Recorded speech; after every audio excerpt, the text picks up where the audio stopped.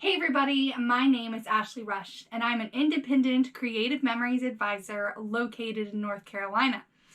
Today I am here with a special request video during my 2K giveaway celebration. I came on live and I was asking people what they wanted to see, and someone said they wanted to see the circle cutter in action. So that is what I've decided to do. I have done a circle cutter video previously. I've sort of updated it a bit, but I kind of had a vision going into this video, and then I just let my imagination take over and I went with it. And I'm really curious to see if you guys can guess my vision as I'm creating. All right, I hope you guys enjoy. All right, to get started, you are going to need your 13-inch cutting mat as well as your circle cutter. Now, I am going to first do a quick reminder on how to use the circle cutter, and then I'm going to work through a fun project. So your circle cutter works with either cardstock or decorative paper. I'm going to start with a piece of this purple ice cardstock. I'm just centering it on my 13-inch cutting mat, and then I'm going to pull out my circle cutter. So on one side, the side with the logo, we have our measurements in centimeters, and then on the opposite side, you have two different rulers. So we have our measurement in inches for our actual cutting, and then the gray numbers are our measurement in inches for if you're going to use the pin attachments to draw circles instead of cut them. So when you first look at the circle cutter, it can be a little intimidating. How do you use it? What do you do? So it's very simple. It works sort of like an old school compass that we used to use in math class. So we've got this center dial here. The white part screws. So you screw counterclockwise to loosen up the dial. And you'll just line up our this little measuring indicator with whatever size circle you want. Now, the white lines on the circle cutter are in 0.2 inch increments. I know that sounds weird, but that's just the way it is. So we can go as low as like 3, and then you go 3.2, 3.4, 3.6, 3.8, and then 4 inches, and so on up towards 12. The actual measurements go from 3 inches all the way up to 11 3/4 inches. All right, so once you have picked your size circle, so let's say in this case I want an 8.2 inch circle. I have moved my indicator until it is over top of that first line after the 8. And then I'm going to turn my white dial clockwise to tighten it. So you guys can see it no longer wants to slide back and forth. Now, before I put this down on your paper, I'm going to show you the mechanics a little closer up. You're going to put it down on your paper. And then when you put it down on your paper, you're going to push down on this blue knob. You guys see how that goes down towards that white dial? And when you push that down, you are engaging the little point here. That's what acts like the pivot point, like on your compass. So you're just pushing that down. And then, of course, this is where our blade is hidden. In order to engage the blade, you have to pinch this little white button and also push down. So you guys can see that when I just push down, nothing happens. So I have to pinch and push down, and then my little white blade, you guys can see that my sharp little silver blade will come out. So again, if I just push, nothing. If I push the button and then push down, that's when my blade is activated. Okay, I would recommend practicing a few times before you actually need to do a project, because it takes a little bit of coordination. Once you get the hang of it, it's very easy. So I have chosen an 8-inch circle. I've put this down on my paper. I am going to push down on that center blue button. Remember, this is basically anchoring it into place. You can use one thumb. I like to use the palm of my hands. And then I am just kind of making sure that I can rotate it easily. Then I am going to pinch my white button here with my opposite hand and push down. And I can just guide that back and forth. Once you've kind of gotten yourself turned up into a knot, that's okay. You can just switch your hands, being careful not to move your blue circle cutter.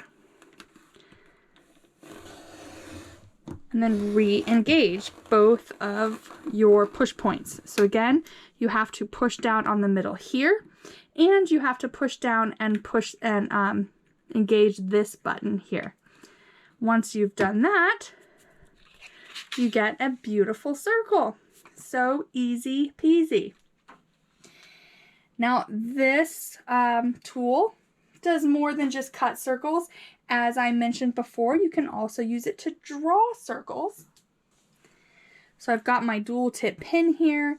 It works with the thin tip of your pin. You would insert the pin here. You can see the little nub is going to come out at the bottom.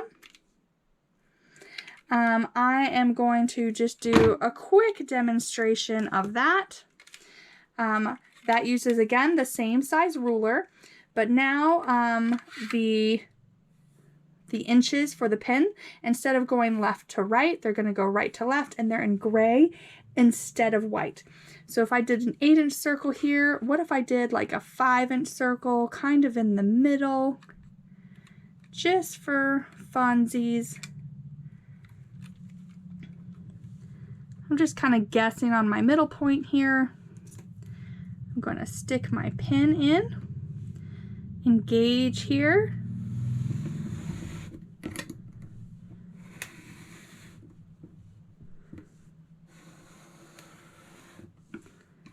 and there we go. Isn't that fun, guys?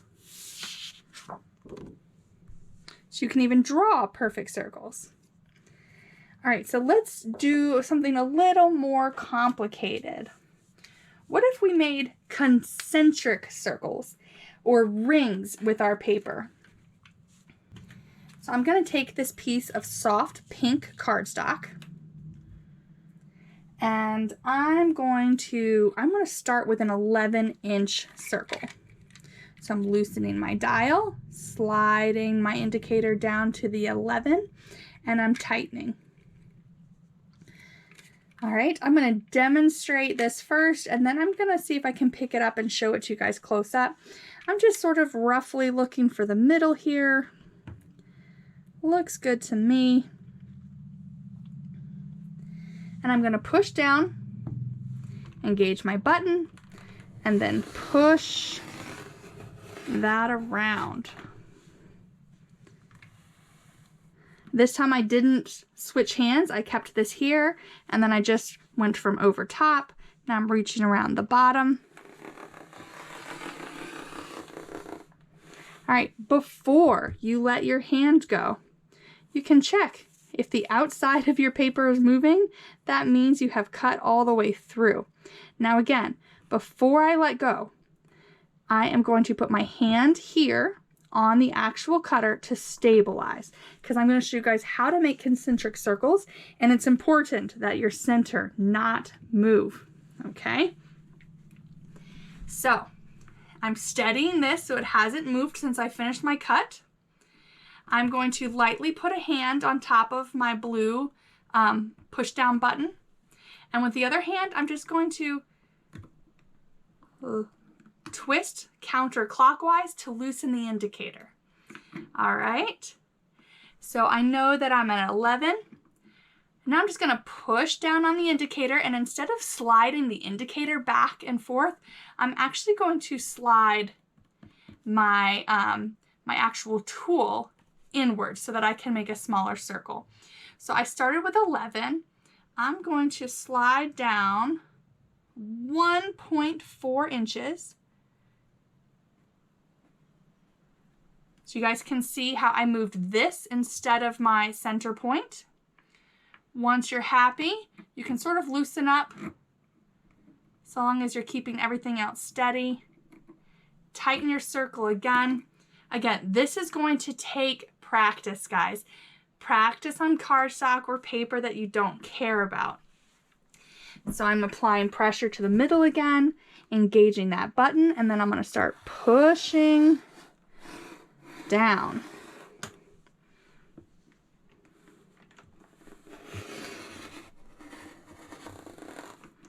All right, you can sort of give it a twist to see if it's fully cut. Mine is. I'm going to, again, keep it steady because I think I want to keep making some rings. So I'm going to lightly hold my center so that I can unscrew. And now I'm going to move it. I moved it 1.4 inches before. I'm going to do it 1.4 inches again.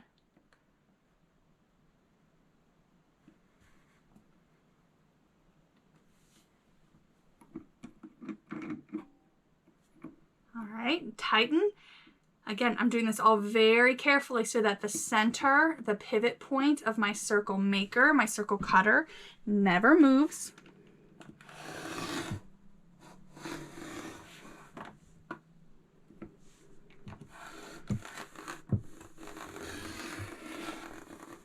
All right, looks good. It's pivoting like it's supposed to. I'm keeping everything very still, loosening my dial. Then again, adding pressure to my top push point, and I'm moving another 1.4 inches.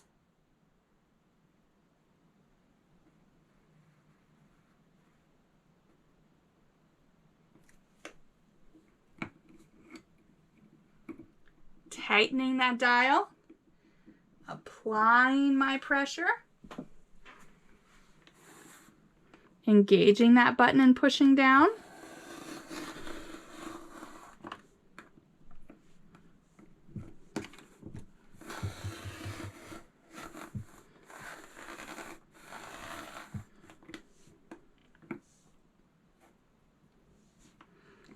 All right, I'm gonna repeat. Uh-oh, I think I moved. That's okay.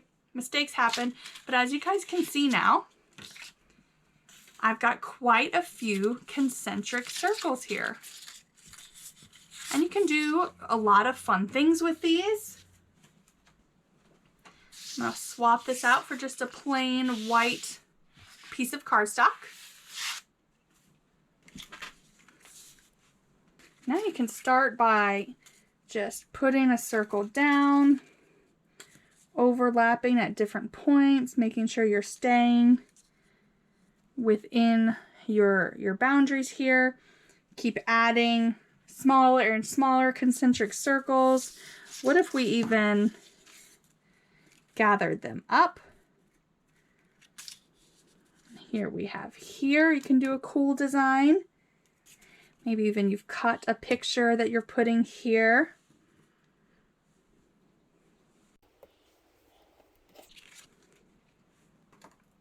Now I have an idea based on how this looks. It's the end of the school year. I'm going to do the same thing. I'm going to cut a bunch of concentric rings with other colors, and I'm going to start putting them together and seeing if I can't come up with something kind of fun. Don't worry, I will post a picture showing you the different sizes I used for these rings so that you guys can recreate, but give me just a second to cut some other size circles.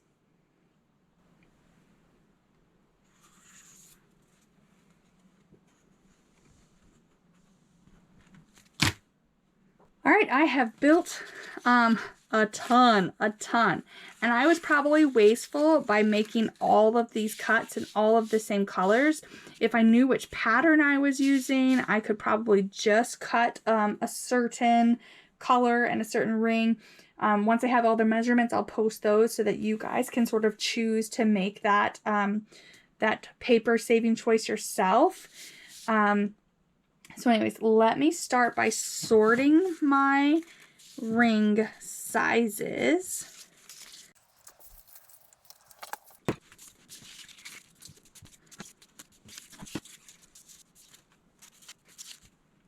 Okay.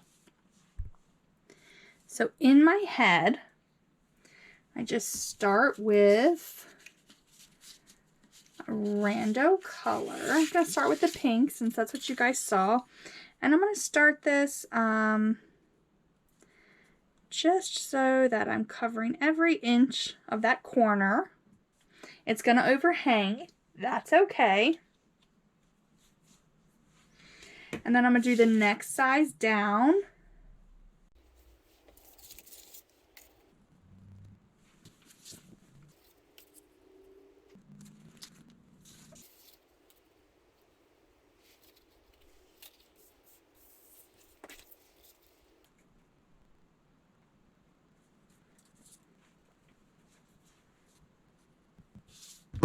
I'm not necessarily doing a pattern here.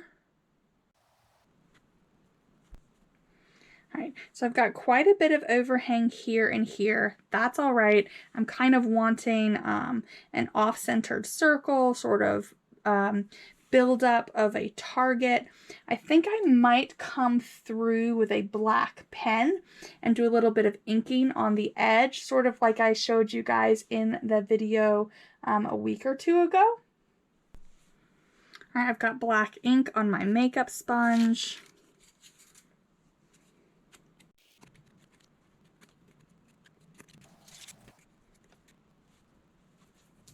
I'm going to work on adhering these, and then I'll show you guys my next step in my brilliant plan here.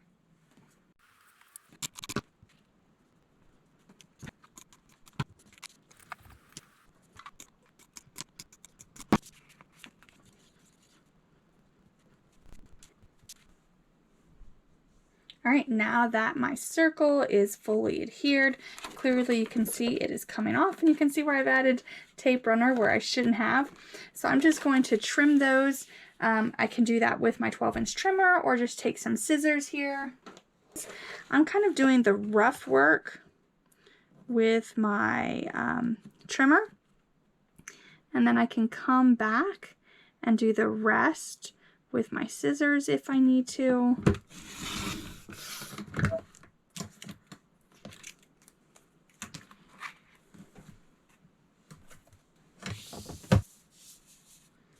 So I've got the base work here. And then we get sort of the fun part. Now I'm going to be building up sort of a tower. And I might be doing that with little strips left over here, or I can take some squares maybe and do it that way. On further reflection, I don't think I'm going to build that tower.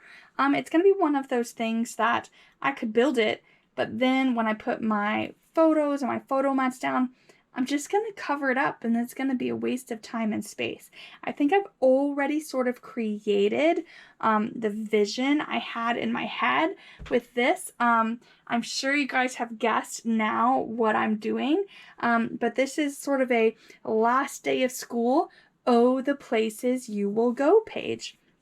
So I can add some easy, like I could find either a green that's featured on that cover that I haven't put in here, or maybe just like a silver to sort of stay neutral, or a gray. But I can throw some mats and then a really cute border. So let's see if I can make that come true. So what if I added some light lime?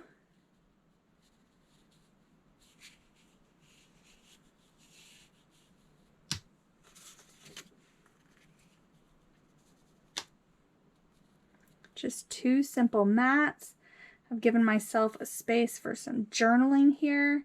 And then up here in the corner, I will title, Oh, the Places You'll Go, using black ABC stickers here from Creative Memories. And I think I've really accomplished what I set out to do. What do you guys think? All right, guys, what did you think of that video? Like I said, I had a vision, and in my head, I wanted to do a Dr. Seuss, Oh, the Places You'll Go page. I did bend that vision as I was going because, like I said, I was picturing the sort of like swirly towers that are on that book cover. But if I was going to spend a ton of time creating that tower, and then cover it up with photos, and nobody wants to waste time and paper like that. So I was like, okay, if I just do the swirls, the concentric circles, I think people are gonna get the idea. Did you get it? I did send a picture to my non-scrapbooking friend, and I was like, hey, what is this? And she's like, Dr. Seuss. So yay, that made me happy. Anyways, thank you for that idea for my 2K giveaway. I really had fun. If you guys out there also have video ideas, send them to me. You can do that by commenting on this video, or you can reach out to me on Facebook or Instagram. I'm posting daily content there, and it's the best place to reach me one-on-one via the private messages. If you are interested in a little more inspiration and scrapping with me in person, make sure you check out my Scrap with Ash site where I list all of my events.